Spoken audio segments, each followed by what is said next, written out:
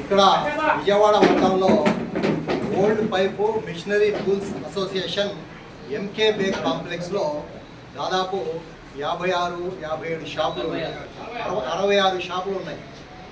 వీరు ముందు నుంచి కూడా ఎంకే బేగ్ గారు మంత్రిగా ఉన్న కాలం నుంచి అంతకుముందు 30 సంవత్సరాల నుంచి అక్కడ బడ్డీ కొట్లు పెట్టుకొని వీళ్ళు చిన్న చిన్న వ్యాపారస్తులు వ్యాపారం చేసుకున్నారు. అప్పుడు కార్పొరేషన్ వాళ్ళు ఈ బడ్డీలు కాకుండా మీకు పర్మనెంట్ షాపులు కడతాం, కానీ మన కార్పొరేషన్లో బడ్జెట్ లేదంటే యూనియన్ నుంచే వీళ్ళే ఆ టైంలో దాదాపు 5 లక్షలు ఏదో ఉంది అమౌంట్ వేసి వీళ్ళు షాపులు కట్టుకోవడం జరిగింది. కార్పొరేషన్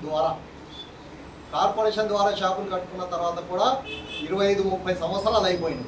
ఇప్పుడు కార్పొరేషన్ వాళ్ళు ఇమీడియట్గా మీరు ఖాళీ చేయాలి, మేము ఓపెన్ యాక్షన్ చేస్తున్నామని నోటీస్ ఇచ్చేయడం జరిగింది. పబ్లిక్ టెండర్ కూడా పిలవడం జరిగింది. వీరు యూనియన్ సభ్యులందరూ వచ్చి గౌరవ పార్లమెంట్ సభ్యులు కేసీఆర్ శివరాజ్ చిన్ని గారిని వీళ్ళ సమస్య చిన్ని గారి దృష్టికి తీసుకువెళ్ళడం జరిగింది.